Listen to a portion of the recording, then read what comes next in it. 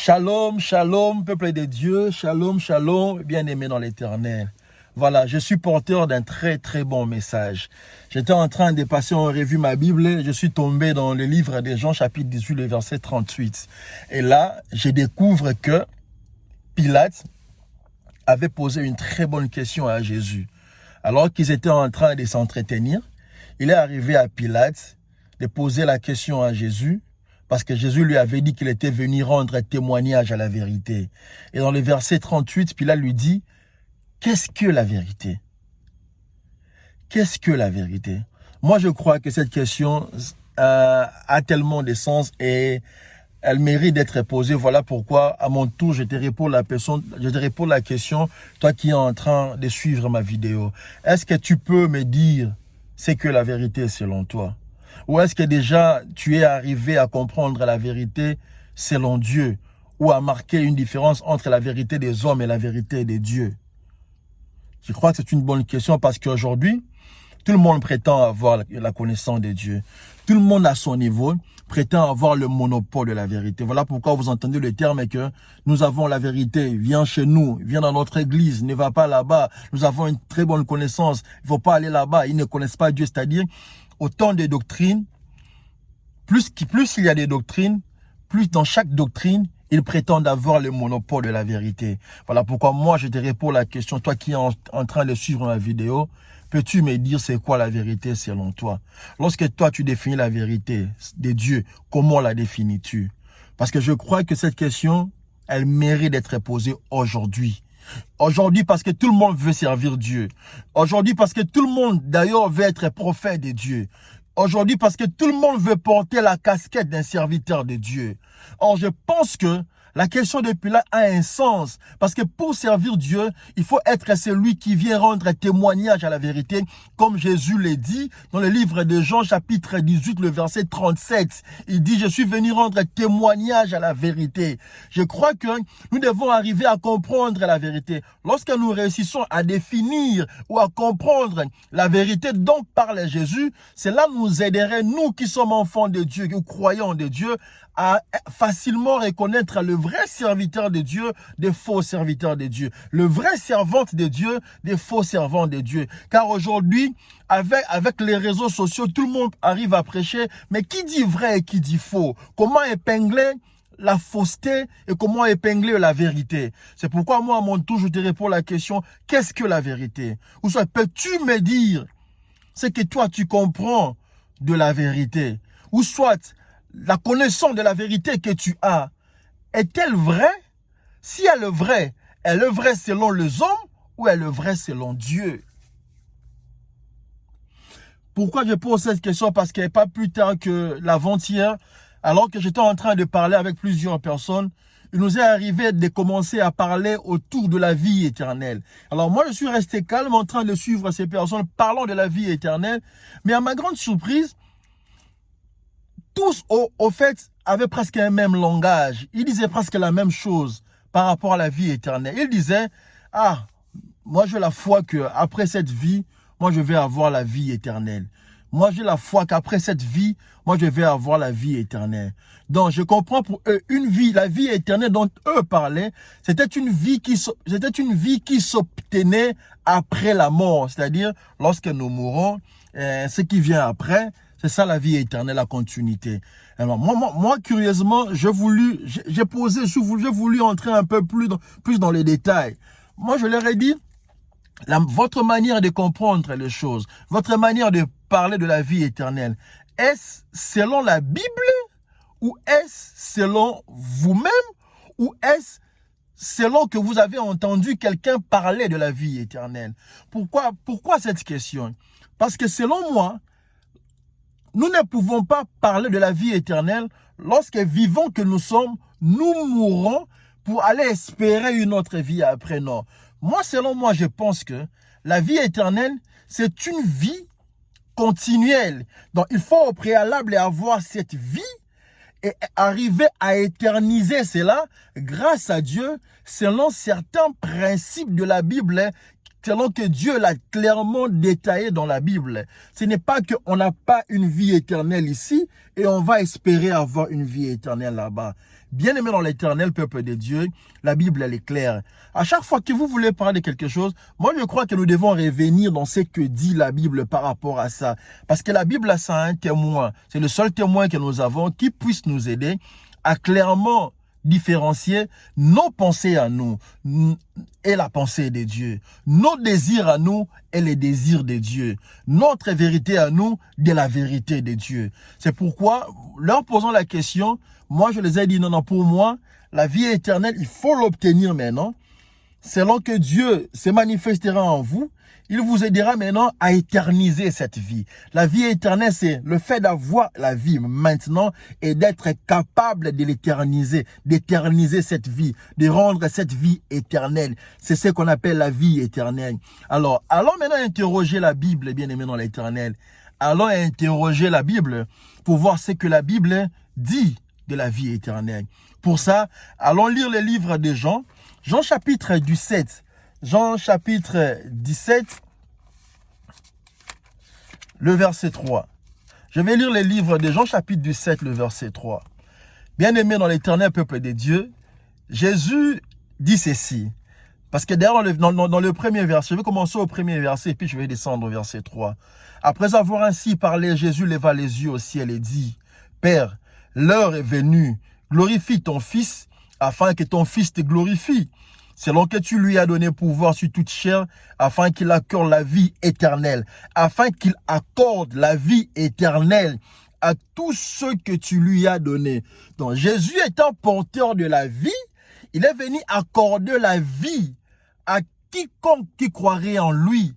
Il n'est pas venu promettre la vie à ceux-là qui croiraient en lui. La Bible a dit, selon que tu lui as donné pouvoir sur toute chair, afin qu'il accorde la vie éternelle à tous ceux que tu lui as donnés. Peuple de Dieu, bien-aimé dans l'éternel, Jésus étant porteur de la vie, Jésus n'a pas promis la vie aux gens.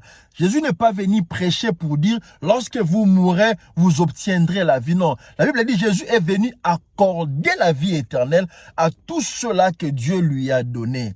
Si tu es de ceux que Dieu a donné à Jésus, sache que la vie, Jésus étant enfant de Dieu, étant fils de Dieu, il était porteur d'une vie dont il avait pour mission d'accorder cela à ceux-là que Dieu lui donnerait. Déjà, ça entre en contradiction avec ce que les gens disent, dans l'ensemble, que la vie éternelle, c'est cette vie qu'on obtient après la mort. Non, non, non, non. Voilà pourquoi moi, je vous ai dit, la vie éternelle, c'est une vie qu'il faut avoir et être en mesure d'éterniser cela. C'est-à-dire, vous vivez éternellement.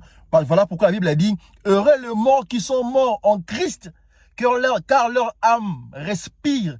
Leur âme respire. Vous voyez, leur âme respire, c'est-à-dire eux ils ne meurent pas parce que leur âme respire. Il faut mourir en Christ. Celui qui meurt en Christ, mourir en Christ, c'est celui qui était possesseur. Il possédait la vie éternelle, il meurt dans ça et par conséquent, son âme va respirer. Voilà, il est heureux ceux qui sont morts en Christ. Parce que déjà, celui qui meurt en Christ n'est pas mort. Il reste vivant parce qu'en réalité, dans l'homme, c'est l'esprit. Voilà pourquoi son âme continuera à respirer. Ici, bien aimé dans l'éternel, nous voyons que Jésus dit qu'il est porteur de la vie et qu'il est venu accorder la vie éternelle à tous ceux que Dieu lui accorde. Le verset 3, il dit ceci. Or, la vie éternelle, là, il est en train de définir la vie éternelle.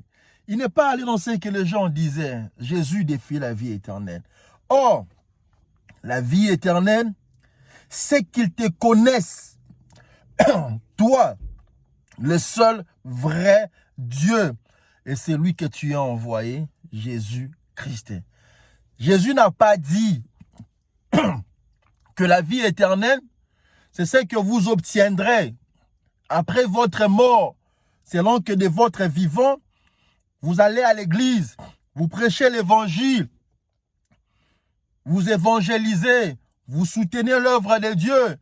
Lorsque vous allez mourir, après avoir accompli ses bienfaits, après avoir eu à réaliser des bonnes actions, c'est alors que vous obtiendrez la vie. Non, Jésus n'a pas dit ça.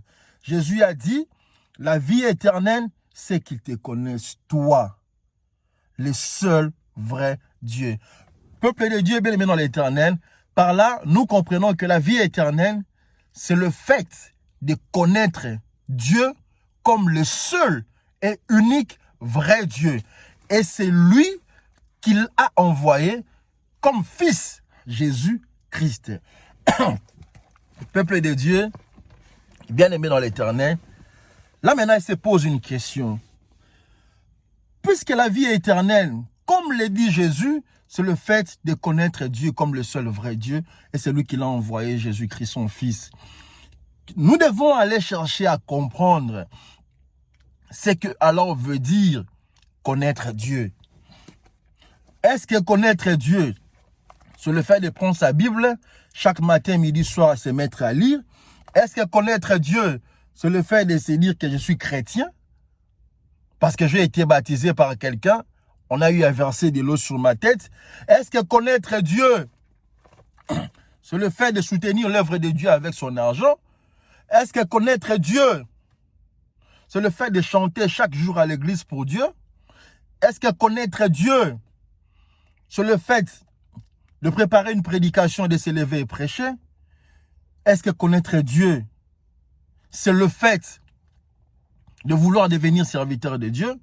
Est-ce que, allons interroger la Bible. Puisque la vie éternelle, c'est le fait de connaître Dieu comme le seul et unique vrai Dieu, que alors veut dire connaître Dieu? 1 Corinthiens chapitre 1, à partir du 20e verset, nous lisons au nom du Seigneur Jésus-Christ. 1 Corinthiens chapitre 1er, le verset 20. J'ai lu au nom du Seigneur Jésus-Christ. Il faut que tu me suives jusqu'à la fin et j'aimerais avoir ton commentaire sur ce que je suis en train de dire. Premièrement, sur comment est-ce que tu définis la vérité, sur comment est-ce que tu comprends la vérité et si aujourd'hui, après cette intervention, tu penses toujours connaître la vérité. 1 Corinthiens chapitre 1er, le verset 20. Où est le sage? Où est le scribe? Où est le disputeur de ces siècles? Dieu n'a-t-il pas confondu de folie la sagesse du monde?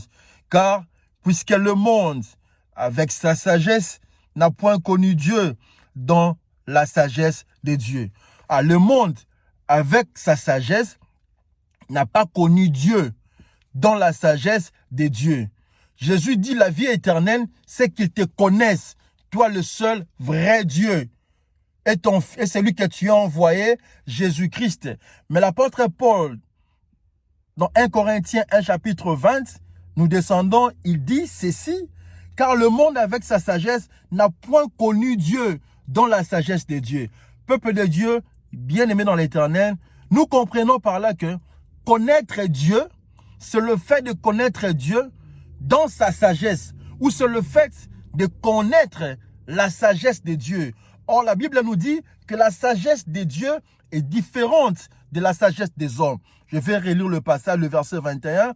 Car puisque le monde, avec sa sagesse, n'a point connu Dieu, dans la sagesse de Dieu, il a plu à Dieu de sauver le croyant par la folie de la prédication.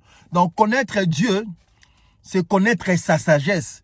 Je comprends maintenant pourquoi, dans le livre de Ésaïe, chapitre 55, le verset 8, il est écrit que mes pensées ne sont pas vos pensées, mes voix ne sont pas vos voix.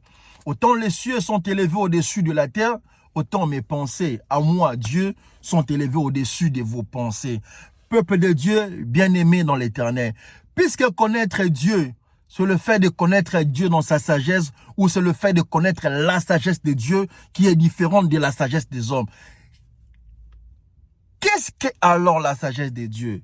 Comment reconnaître que cette sagesse est de Dieu et cette sagesse est des hommes?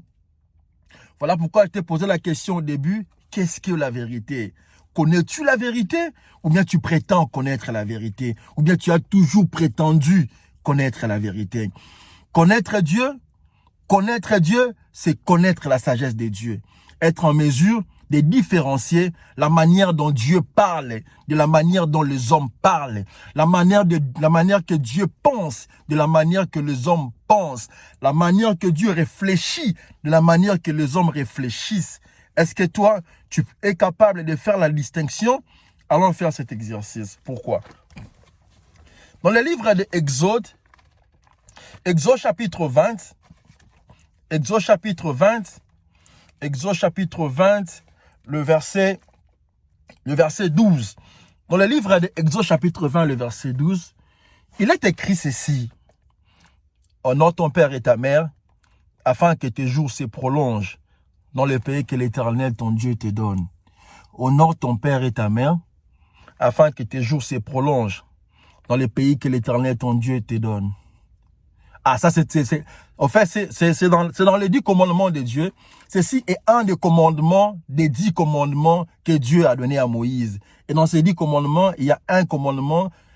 Parmi les 10 commandements, je suis en train de citer un commandement qui dit honore ton père et ta mère. Parce que nous voulons comprendre la sagesse de Dieu.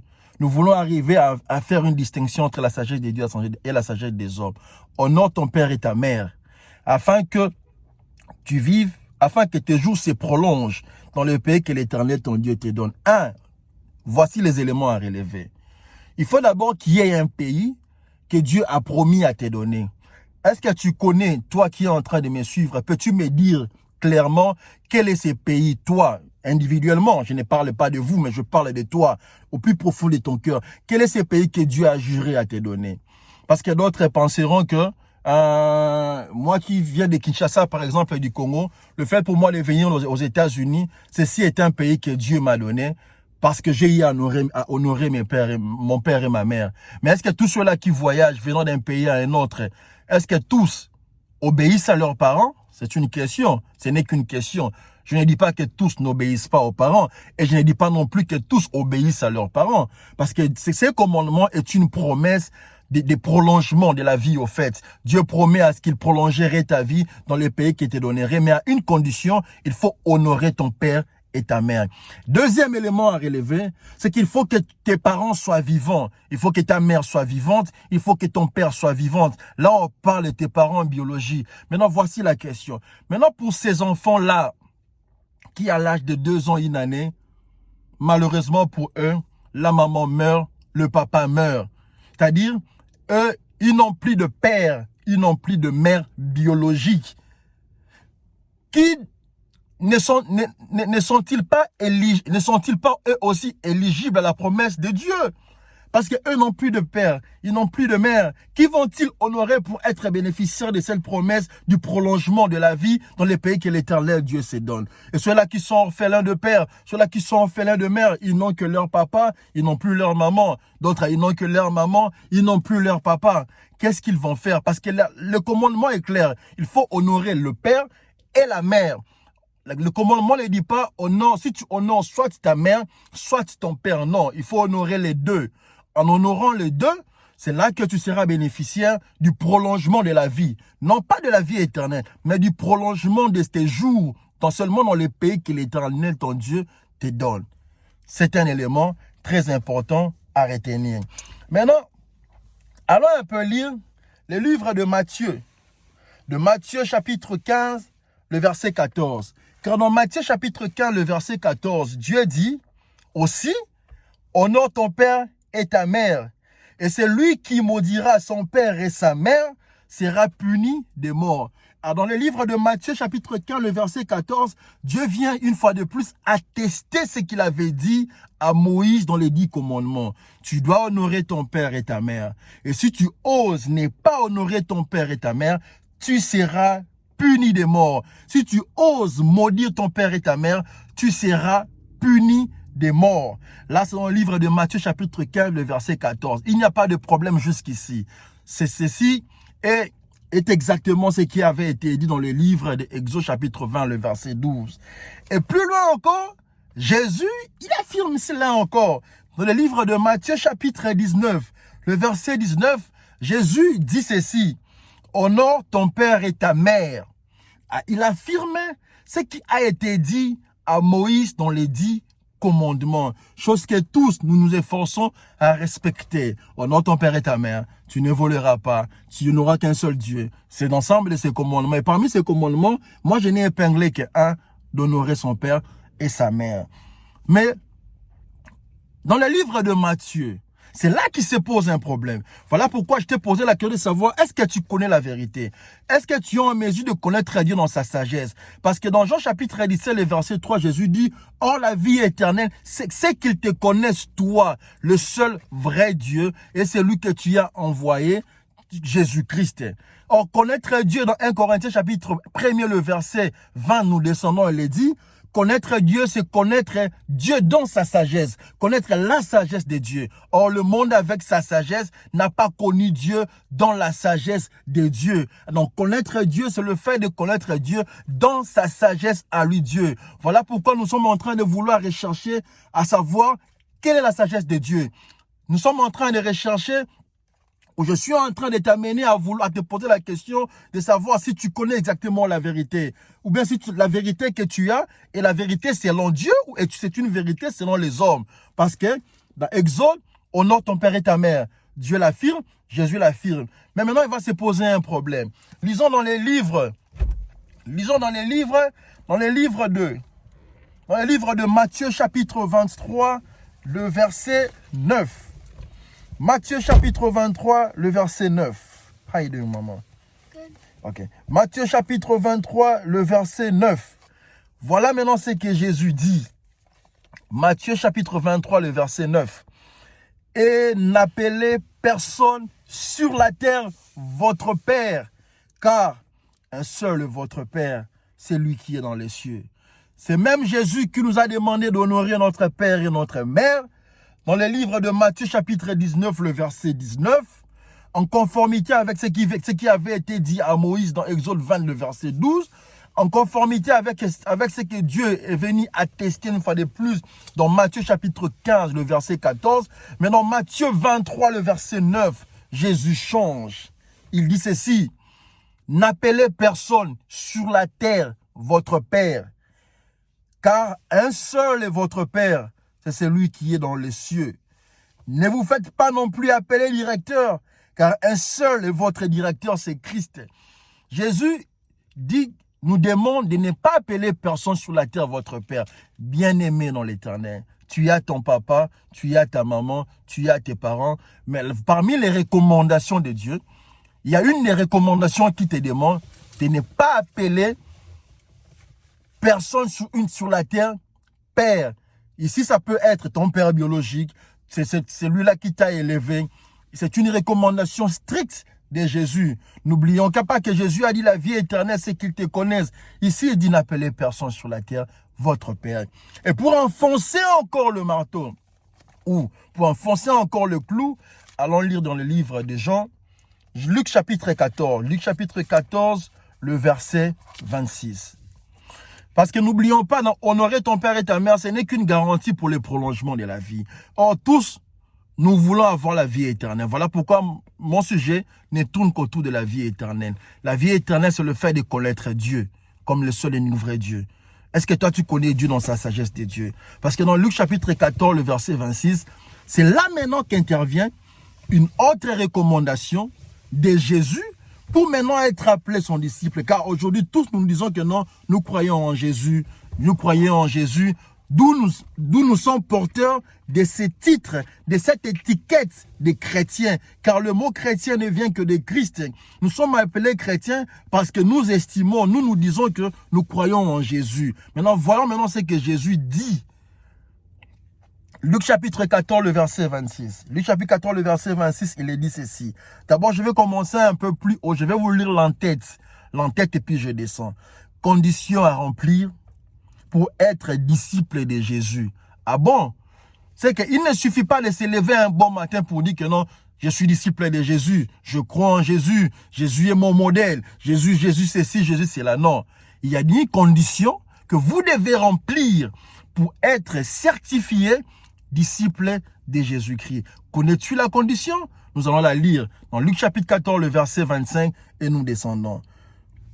Il est écrit, des grandes foules faisaient route avec Jésus Il se retourna et leur dit, parce qu'il y avait une foule, la foule suit Jésus. C'est comme aujourd'hui, tout le monde parle de Jésus, tout le monde veut être pasteur de Dieu, tout le monde se dit, je suis serviteur de Dieu, je suis prophète. L'autre qui dit, je sens avoir le don de la prophétie. C'est-à-dire, il n'a pas ça, mais il sent avoir le don de la prophétie. Lui-même, il dit, je pense avoir ça, je crois que j'ai ça. Alors qu'on parle d'un ministère, alors que nous parlons des dons de Dieu. Je crois avoir, simplement parce qu'il croit avoir ça, il se met à exercer cela. Bon, là n'est pas notre problème. Mais au moins, il y a une condition pour être appelé disciple de Jésus. La Bible dit, alors que des foules faisaient route avec Jésus, il se retourna et leur dit, parce que quand Jésus marche, il y a toujours une foule qui suit Jésus. Or, dans cette foule-là, tous ne suivent pas Jésus parce qu'ils veulent avoir la vie éternelle. Je vais vous donner un exemple. Lorsque vous allez quelque part, la nuit, en pleine nuit, vous voyez des lampes, ces genres de lumière qui éclairent la nuit, vous constaterez autour de cette lumière, il y a plusieurs insectes. Est-ce que tous ces insectes-là qui viennent, ils s'approchent de cette lumière-là parce qu'ils ont besoin de cette lumière ou parce qu'ils ont besoin d'être éclairés? Non. D'autres insectes s'approchent de la lampe ou de la lumière parce que cette lumière ou cette lampe les dérange, les étouffe. Mais maintenant, voilà pourquoi ils s'approchent, non pas pour chercher à être échauffés, à être chauffés, mais ils cherchent à comprendre ou à savoir comment éteindre cette lumière, d'où la foule qui suivait Jésus. Et Jésus, maintenant ayant compris, il dit, aujourd'hui, je vous donne les conditions à remplir pour être appelé mon disciple. 1, verset 26, si quelqu'un vient à moi, et s'il ne hait pas son père, on parle du verbe haïr, s'il ne hait pas son père, sa mère, sa femme, ses enfants, ses frères et ses sœurs, et même sa propre vie, il ne peut pas être appelé mon disciple. C'est-à-dire, là on nous a demandé d'honorer ton père et ta mère. Ici Jésus dit, là c'était par rapport, il dit, maintenant, pour être mon disciple, là, c'était pour prolonger ta vie dans le pays que l'Éternel Dieu te donne. Il faut honorer. Si tu honores, tu n'obtiens pas la vie éternelle. Tu ne fais que prolonger ta vie dans le pays que Dieu te donne. Et avant de prolonger, il faut qu'il y ait le pays que Dieu te donne. Il faut que tu connaisses quel est le pays que Dieu te donne. Si tu ne connais pas, ça ne vaut même pas la peine d'honorer. Que tu honores, que tu n'honores pas, si tu n'as pas les promesses d'un pays quelconque, ça ne vaut même pas la peine. Maintenant, pour être disciple de Jésus, parce que c'est ces disciples-là, c'est pas que c'est à ces disciples-là que Jésus va donner la vie éternelle. Il dit, il faut haïr ton père, il faut haïr ta mère, il faut haïr ta femme, il faut haïr tes propres enfants, il faut haïr tes frères, il faut haïr tes sœurs, et il faut haïr ta propre vie. Ici, je ris un peu, pourquoi? Parce que la plupart des personnes qui lisent cette partie, ils ne vont expliquer que là où il est dit, il faut haïr sa propre vie. Et ils disent, il faut très bien lire la Bible. On ne lit pas la Bible comme on lit un journal. Il faut entrer en profondeur. Il faut demander l'aide du Saint-Esprit. Pourquoi? Parce que là, on a dit haïr ton père, haïr ta mère, qui est le contraire d'aimer ton père, d'aimer ta mère. Parce qu'il est question de haïr, il faut très bien lire la Bible. Alors le verbe, il est clair, on parle du verbe haïr. Mais quand il était question d'honorer, pourquoi vous n'avez pas aussi dit que nous devons aller chercher à comprendre, quand on dit honore ton père et ta mère, qu'est-ce que ça veut dire? Que veut dire honorer? Que veut dire ce verbe-là? Ainsi de suite. Mais quand il est question de haïr, parce que c'est difficile, parce que dans l'entendement humain, ça ne passe pas. Ils vont aimer nos parents. Ici, Jésus dit, il faut haïr. Là, on commence à chercher les explications spirituelles. Non, Jésus dit, il faut haïr ton père, ta mère, ta femme, tes enfants, tes frères, tes sœurs, et même sa propre vie. Et d'autres, ils n'expliquent qu'ils ne parlent que de là où il est dit haïr sa propre vie. Sa propre vie, ça peut être si tu prenais de la bière, si tu étais ivrogne, si tu étais adultère, si tu aimais danser, si tu aimais la musique profane. Ok, je vous accorde cela. Maintenant, expliquez-moi haïr son père. Expliquez-moi haïr sa mère. Expliquez-moi haïr sa femme. Expliquez-moi haïr ses enfants. Expliquez-moi haïr ses sœurs. Expliquez-moi haïr ses frères. Dans ces passages, nombreux ne vont expliquer que là où il est dit haïr sa propre vie. Mais on ne parle pas seulement de sa propre vie. Avant d'arriver à haïr sa propre vie, la Bible où Jésus cite d'autres caractéristiques, d'autres choses à haïr, d'autres personnes à haïr. Ça, c'est ce que Jésus dit. Avant d'être appelé son disciple, il faut commencer par haïr ces personnes-là. Or, nous savons que haïr, c'est le contraire de aimer. D'autres vont dire non, il faut lire la Bible. Il ne faut pas lire la Bible comme on lit un journal. Il faut chercher à connaître le sens spirituel. Nous, on ne pense pas que on parle de ses papas ici. Il ne faut pas lire la Bible comme on lit un journal. Il faut chercher à comprendre. Vous comprenez que l'homme ne restera que homme. L'homme ne restera que chair. Parce que là où c'est facile à interpréter, on interprète. Lorsqu'on parle de la dîme, personne ne s'est jamais posé la question de se dire, il faut aller chercher à comprendre. Quand on parle de la dîme, on fait allusion à quoi? Lorsqu'on dit aussi, il ne faut pas aller à la maison de l'Éternel à vide. Là, tout le monde dit qu'il faut apporter de l'argent, telle chose à l'église. Personne ne va aller chercher un sens spirituel pour dire que non, il faut chercher à comprendre ça spirituellement. Il faut chercher à comprendre ça spirituellement parce que c'est facile. Il faut apporter de l'argent, il faut apporter la dîme. Or, même par rapport à la dîme, on dit qu'il faut apporter la dîme à la maison du trésor. On ne dit pas qu'il faut apporter la dîme à l'église, mais on dit à la maison du trésor. Je suis d'accord avec la dîme, je suis d'accord qu'il faut donner sa dîme, mais je ne suis pas d'accord qu'il faut la donner à l'église. Mais on a dit qu'il faut donner à la maison du trésor. Il nous faudrait d'abord commencer à aller à chercher où se trouve la maison du trésor, parce que c'est là qu'il faut apporter sa dîme. Voilà pourquoi la Bible dit, ne faites pas de ces récits un objet d'interprétation particulière. Aujourd'hui, nombreux font des interprétations particulières selon qu'ils trouvent un gain dans leur manière d'expliquer, selon que cela répond à leurs préoccupations. Et quand on dit que non, on ne vient pas à la maison de l'Éternel à vide, les gens apportent de l'argent. Mais quand on dit aussi dans la Bible que si ta main droite est pour toi une occasion de chute, coupe-les. Si ton pied droit est pour toi une occasion de chute, coupe-les. Là, parce que c'est difficile, parce que ça va faire mal au corps, c'est là qu'on va aller chercher une explication spirituelle. C'est-à-dire, l'explication spirituelle de certains récits de la Bible ne concerne que ces passages ou ces références où c'est très difficile à l'homme de mettre en pratique. C'est très difficile à l'homme d'aller expliquer cela. C'est là qu'on va chercher des explications spirituelles. Mais quand on dit il faut être baptisé d'eau facilement parce que c'est facile, nous voyons des gens aller prendre de l'eau, verser de l'eau à la tête, d'autres aller à la piscine parce que l'eau ne fait pas mal. Mais quand on dit il faut être baptisé du feu, non, non, non, non, non, non. On ne parle pas de ces feux ici. Il faut aller chercher à comprendre de quel feu il est question. Voilà pourquoi nous disons que l'homme n'est que chair. Quand c'est difficile, il ne comprend pas. D'où la question, connais-tu la vérité? Voilà pourquoi Jésus dit, n'oubliez pas, la vie éternelle, c'est le fait de connaître Dieu. Comme le seul vrai Dieu et celui qui l'a envoyé, Jésus-Christ. Or, ça se trouve dans le livre de Jean. Or, connaître Dieu, dans 1 Corinthiens chapitre 1, le verset 20, nous descendons, il est dit, connaître Dieu, c'est connaître la sagesse de Dieu, la manière dont Dieu pense, la manière dont Dieu parle, la manière dont Dieu agit. Connaître Dieu dans sa sagesse, car le monde avec sa sagesse n'a pas connu Dieu dans la sagesse de Dieu. Il faut aller ressortir la sagesse de Dieu. Et maintenant, toi, est-ce que tu connais la sagesse de Dieu? Est-ce que tu peux dire maintenant que tu connais la sagesse de Dieu, que tu connais la vérité de Dieu? Car n'oubliez pas, connaître Dieu, c'est connaître Dieu dans sa sagesse. Or, la sagesse de Dieu, elle est différente de celle des hommes. Ésaïe 55, verset 8, « Mes pensées ne sont pas vos pensées, mes voix ne sont pas vos voix. » J'aimerais te lire en commentaire. Après cette intervention, dis-moi ce que tu penses de la vérité que toi tu connais. Est-ce que tu es connaisseur de la vérité selon les hommes ou selon Dieu? Que Dieu te bénisse. Bye bye.